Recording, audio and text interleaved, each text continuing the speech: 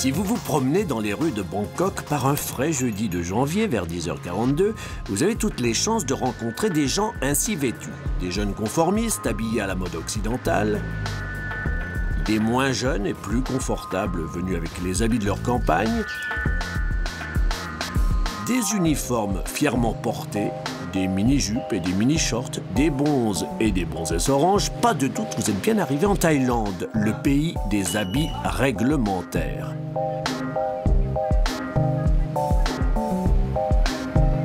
Et si vous vous rendez dans un parc du centre-ville en compagnie de Tanonchai, un fameux réalisateur de publicité, fin connaisseur des habitudes de ses compatriotes, vous pourrez apprendre ce qui se cache derrière ces tenues, qui souvent n'ont l'air de rien, mais dissimulent parfois un détail qui tue.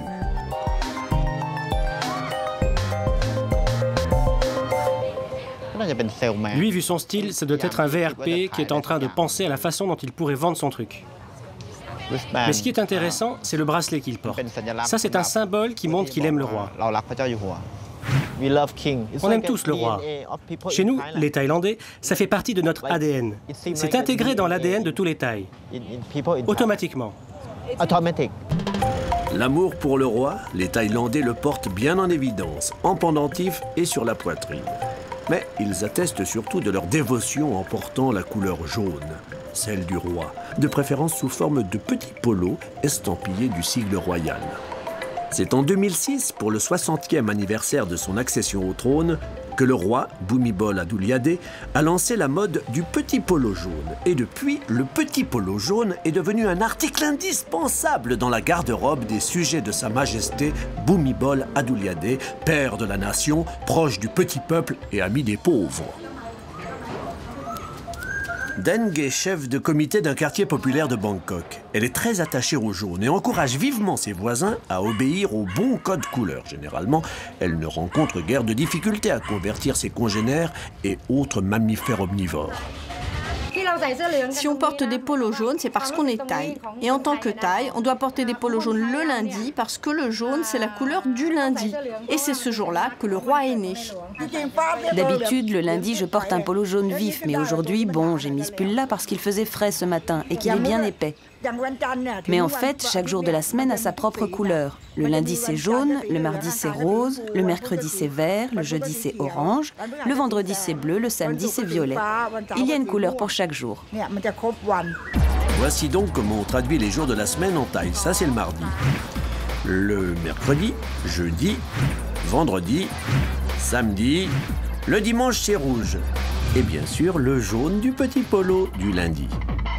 Notre sémillante commissaire de quartier ne transige pas dans son amour pour le roi, sa très vénérée majesté Bhumibol Adulyadej. Elle possède plus d'une quarantaine de petits polos jaunes. Tout le monde à travers le pays aime et respecte le roi. Il n'y a pas que nous, il y en a peut-être même qui l'aiment encore plus que nous. Ce polo, on peut le porter à toutes les fêtes, que ce soit pour les mariages ou bien pour les enterrements. Bon, c'est vrai que c'est pas très fréquent pour les enterrements, mais on vous laisserait quand même entrer si vous portiez ça.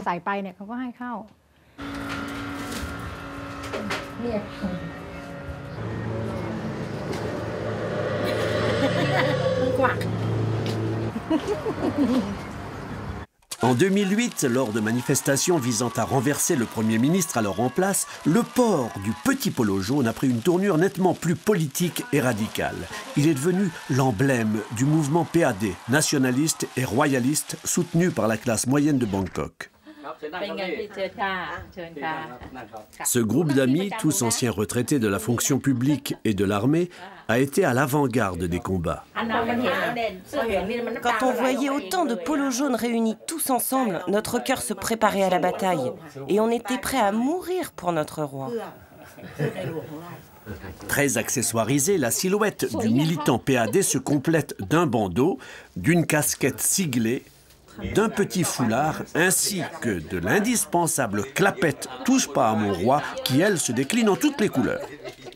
Une vaillante unité combattante du parti PAD vaillante.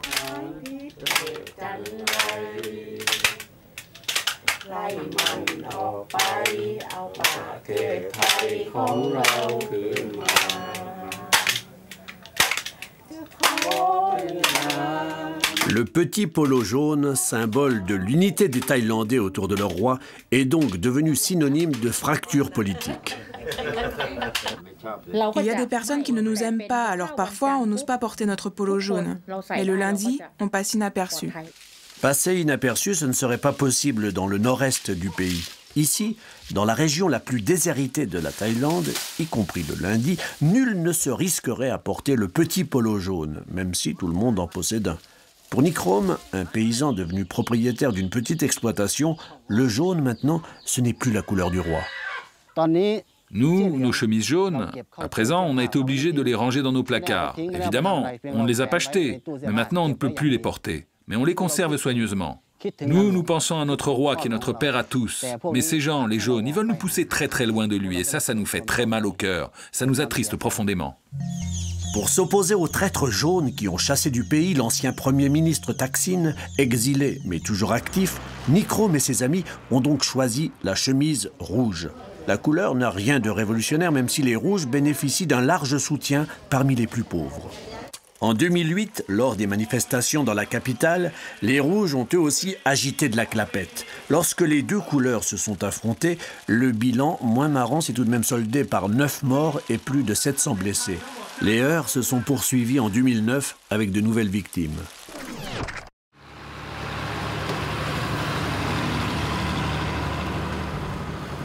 Même si les Rouges ont perdu une bataille, mais pas la guerre, dans le village de Nikrom, les paysans continuent à militer pour le retour au pouvoir de Thaksin. Pour nous, le rouge, c'est le symbole de la démocratie. Et c'est ça la base de nos revendications. Lorsque Thaksin est arrivé, on pouvait faire ce qu'on voulait. Les Thaïs avaient enfin des droits. Du coup, on pouvait être fiers, on pouvait progresser socialement, être utile à la société. Le rouge, ça représente notre fierté, car quand on le porte, il y a de nombreux boucliers qui nous protègent. Et grâce à ça, on peut enfin dire tout ce qu'on veut. Politiquement, les Thaïlandais n'ont jamais été maîtres de leur destinée. Ils ont toujours été ballottés par-ci et par-là. Mais dans la mesure où beaucoup de choses changent dans ce monde, les Thaïlandais aussi se mettent à changer. Le peuple thaï a enfin le courage de montrer et d'affirmer ses opinions. Le fait de porter ses chemises, c'est le moyen le plus simple d'affirmer sa position politique.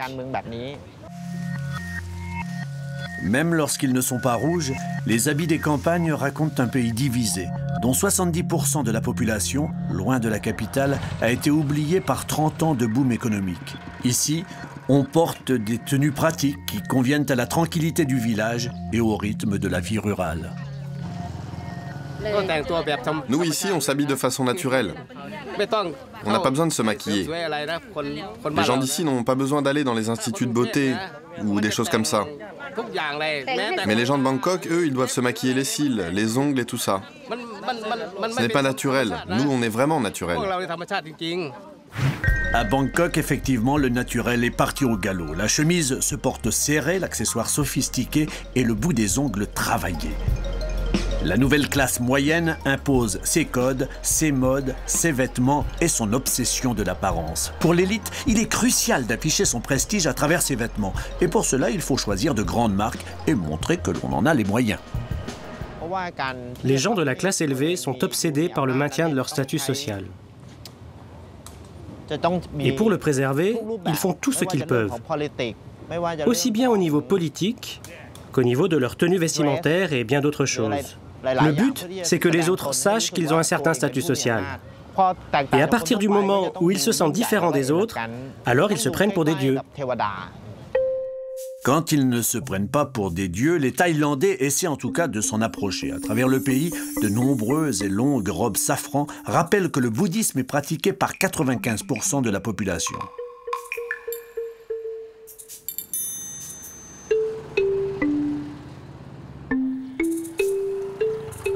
En public, il est important de garder une certaine réserve et de se couvrir les épaules. Par contre, dans l'intimité du temple, on s'autorise un port plus décontracté de la robe, bien aéré. Sur les 250 000 moines thaïlandais, certains sont des pros, moines de carrière en somme, mais les autres ne rejoignent les ordres que pour quelques jours ou quelques mois. C'est une obligation sociale accomplie par chaque homme thaï au moins une fois au cours de sa vie, généralement vers 20-25 ans. Ce rite de passage vers l'âge adulte, marqué par le port d'une tenue identique pour tous, est un moment unique de la vie de chacun, où l'habit fait le moine, où chaque jeune homme est respecté à l'image d'un petit dieu.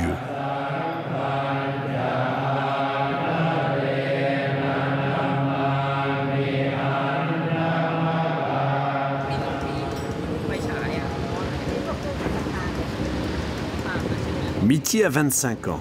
Il va devenir moine pendant 2 semaines. Mais avant de se séparer du monde matériel, il devra alléger son porte-monnaie pour acheter les différents habits qui accompagneront sa transformation. En fait, monsieur, je voudrais vous demander, c'est vrai que le jour où je quitte les ordres, je ne dois porter que des vêtements neufs? C'est bien ça? Il vous faut aussi un habit de naga. Il doit porter ça avant qu'il devienne moine, c'est ça? C'est ça, c'est l'habit de naga. Cette mignonne robe d'apparat qui va avec tout se porte juste avant la cérémonie. Mais l'histoire ne dit pas ce que doit mettre Mitty le jour J en dessous de cette gaze en soie ou en lin brodé de fil d'or. Je suis un peu excité parce que je vais être élevé au rang supérieur en devenant moine. Pour montrer sa gratitude envers les parents. Pour montrer ma gratitude envers mes parents. Une subtile distinction se glisse ensuite dans les tissus des robes de bonze, en fibre de lin pour les plus modestes ou en soie pour les grands moines. Il existe également un code de couleur précis selon les orientations des temples et leurs règlements intérieurs. Celui-ci, c'est pour les moines qui viennent tout juste de recevoir leur ordination. Ça, c'est le premier usage. Le deuxième, c'est pour les moines des temples de Bangkok. Ils portent généralement ce coloris. Et puis celui-ci, c'est la même chose que celui-là. C'est pour les moines qui font des retraites en forêt et qui ne font qu'un seul repas par jour. Et en plus, ils ne touchent pas du tout d'argent. Oh non, ceux-là, ils n'acceptent jamais d'argent, même si c'est dans une enveloppe. Enfin, celui-ci, c'est un coloris que le roi lui-même a commandé. C'est un coloris spécial pour les moines des temples de Bangkok, placés directement sous l'égide du roi. Pendant les 2 semaines où il deviendra moine, Mitty grimpera tout en haut de la hiérarchie sociale thaï, juste derrière le roi, Sa Majesté très vénérée Bhumibol Adulyadej.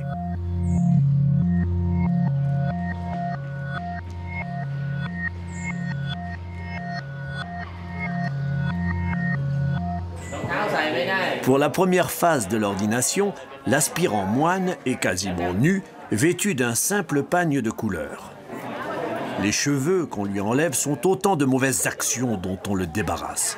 En entrant dans les ordres, il accumule des mérites destinés à enrichir le karma de ses parents et de sa mère surtout, qui, pauvre femme, n'aura, elle, jamais la chance de porter la robe orange. Les parents, qui sont les véritables bénéficiaires de la cérémonie, tant sur le plan social que religieux, sont ceux qui abandonnent pieusement dans la rivière les cheveux du futur moine et ses péchés avec.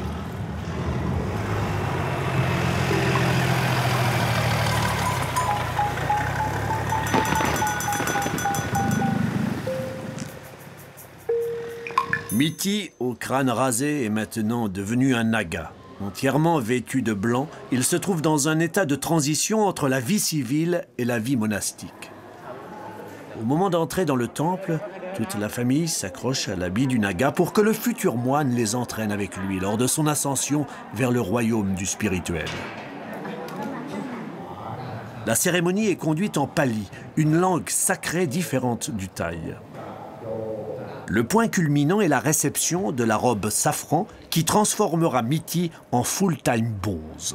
La robe est composée de 7 pièces que Mitty a intérêt à apprendre à plier et nouer correctement. Car tant qu'il n'aura pas bien assimilé l'art du drapé et du tombé, Mitty n'aura pas le droit de se montrer en public, donc de sortir. Une robe mal ajustée nuirait gravement à la bonne réputation du temple. Voilà, une fois que tu portes cet habit, tu n'es plus semblable aux gens ordinaires. Avant d'agir, tu dois garder à l'esprit que maintenant, tu es un moine. Ça y est. C'est bon, fais le geste du salut. C'est parfait. Porter ça, ça change. Par exemple, maintenant, il y a des gens qui vont venir nous témoigner leur respect. Ça exige de nous beaucoup de calme. On n'a plus le droit de se comporter comme avant, quand on pouvait s'amuser à tout moment.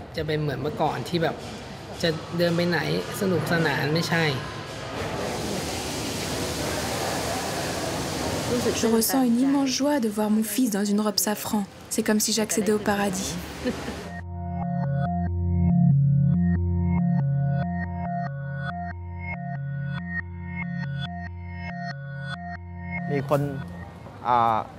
Quand on aperçoit une personne avec le crâne rasé et avec une robe safran, on la salue automatiquement, comme ça, sans réfléchir. C'est un vrai réflexe. Ça s'explique par le fait que notre système éducatif est nul. Notre système éducatif ne privilégie pas la créativité, ni le sens critique. Chaque être humain est différent des autres, n'est-ce pas? Mais notre système éducatif s'efforce de faire en sorte que tout le monde dans le pays se ressemble et obéisse à des normes strictes. En Thaïlande, le prestige de l'uniforme est d'autant plus grand que l'armée joue toujours un rôle de premier plan dans la vie politique. Elle a contrôlé 18 coups d'État depuis la fin de la monarchie absolue, soit en moyenne, un tous les 4 ans.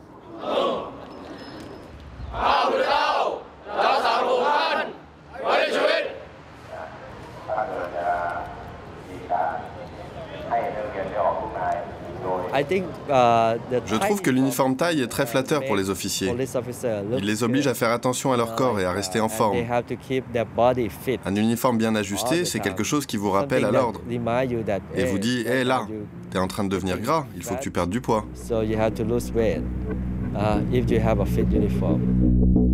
Bien serré, bien repassé, bien moulant, l'uniforme des policiers reflète le souci bien taille de la taille et du détail. Mais l'amour de l'uniforme va bien au-delà de la discipline militaire. Quasiment tous les Thaïlandais de classe moyenne passent la majeure partie de leur vie vêtus d'une tenue imposée par leur employeur. C'est une passion nationale, le rêve d'une société bien ordonnée où chacun a sa place, respecte son groupe et se fond dans la masse. Les étudiants sont les premiers concernés, chemisettes blanches et pantalons ou jupes noires. Ils ont tous l'air de se ressembler. Et pourtant, une fois encore, des distinctions subtiles se glissent çà et là qui font toute la différence. Dans les boutiques d'uniformes qui pullulent à Bangkok, des étiquettes portant le nom des différentes universités orientent les étudiants vers les uniformes qui leur correspondent. Chaque établissement supérieur impose la longueur de la jupe, la taille des ourlets ou le tombé du chemisier. Il y a des différences et on peut voir ces différences d'une boutique à l'autre, comme sur le modèle de la chemise ou les manches. Il y a des manches comme ça et puis d'autres comme ça. Les miennes, par contre, n'ont pas de couture. Certaines ont des coutures ici et d'autres n'en ont pas. Ça nous permet de les différencier. Si, c'est différent. Quant aux jupes, il y a beaucoup de modèles. Il y en a avec des tailles normales. Celle-ci, c'est une jupe taille basse. Vous voyez, la pancarte, là, indique que c'est taille basse. Au bout du compte, malgré toutes ces subtilités, l'uniforme permet aux jeunes de prouver qu'ils sont étudiants et font donc partie de la future élite. J'aime bien porter l'uniforme. Ça permet de faire la différence entre les étudiants, les travailleurs, les lycéens ou les écoliers de la maternelle. Chaque endroit a son propre uniforme. Les étudiants d'école technique, par exemple, ne sont pas habillés comme les autres. Tu trouves que c'est une contrainte, toi? Non, c'est une fierté. J'en suis fière. C'est une fierté que de porter ça. J'aime bien porter ça. Plus encore que la coupe du vêtement, ce sont les badges, broches, boucles et boutons qui marquent l'appartenance à telle ou telle université. D'un seul coup d'œil, chaque Thaïlandais peut donc distinguer l'étudiante riche d'une université privée et chère de l'étudiante intelligente qui, par son seul mérite, a réussi à intégrer un établissement public et sélectif.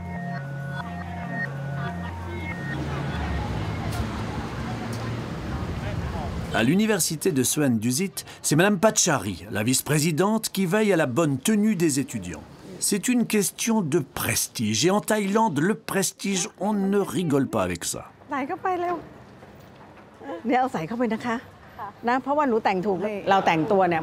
Si les gens vous regardent et voient que vous n'êtes pas habillé correctement, ils vont dire tout de suite « Mais cette personne est infréquentable ».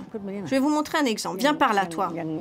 Par exemple, les étudiants, ils aiment bien sortir leur chemise de leur pantalon. Alors, on a imaginé un modèle qui... C'est une coupe droite, ta chemise? Ouais. On a imaginé une chemise avec une coupe droite. Ça leur donne un côté sportif.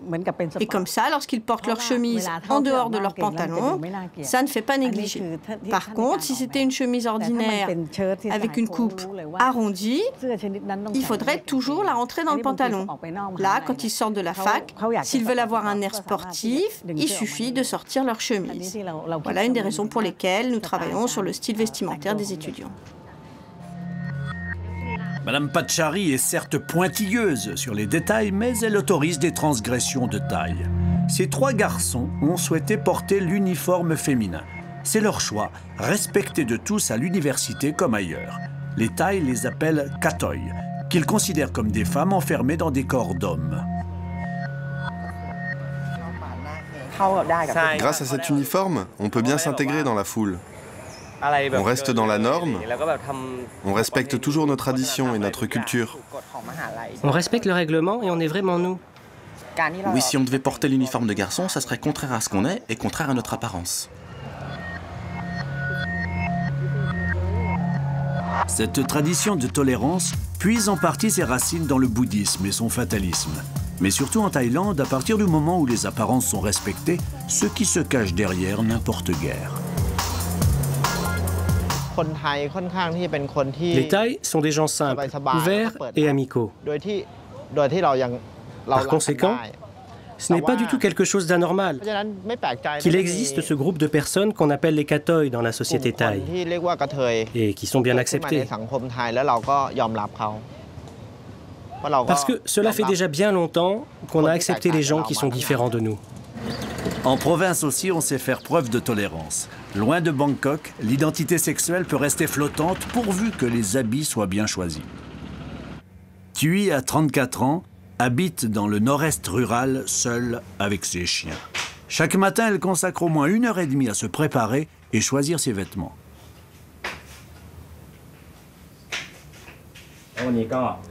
Aujourd'hui, comme on est lundi, je vais porter du jaune. Enfin, des tons dorés. Donc ce sera ce pantalon et ce petit haut. Pour la blouse, il faut en choisir une plutôt petite, pour que ce soit cintré. Et ça mettra en avant la poitrine, les hanches et la taille, parce que quand c'est trop grand, c'est pas joli. Autrefois, Thuy pesait plus de 90 kilos. Elle a commencé sa transformation progressive il y a 3 ans.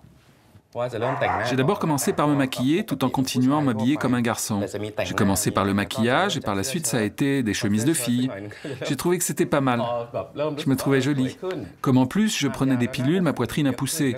Et donc ensuite ça a été les bustiers et les débardeurs.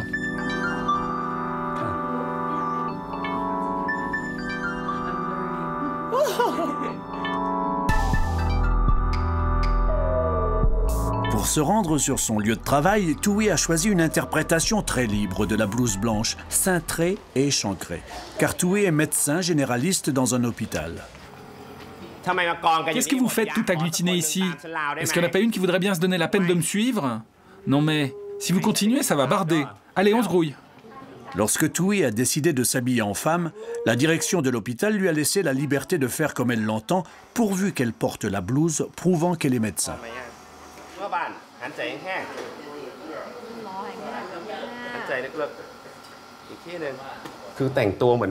En vérité, moi je préférerais être comme tous les médecins normaux qui s'habillent en costume et m'habiller de façon normale. Mais ça va à l'encontre de ce que je ressens, de ce que je suis réellement. On est médecin par vocation. Ce n'est pas juste une question d'apparence. C'est pourquoi les patients ont de la considération pour moi.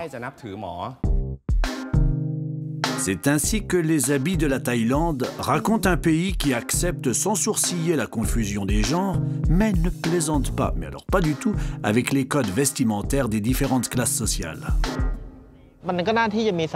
Il faudrait imaginer un pont qui parte de la rive où il y a beaucoup de règles pour arriver jusqu'à celle où il n'y a pas toutes ces règles. Je ne crois pas qu'il soit nécessaire de trouver un juste milieu, mais plutôt de faire en sorte que les gens qui sont stricts s'avancent vers ceux qui sont plus cool.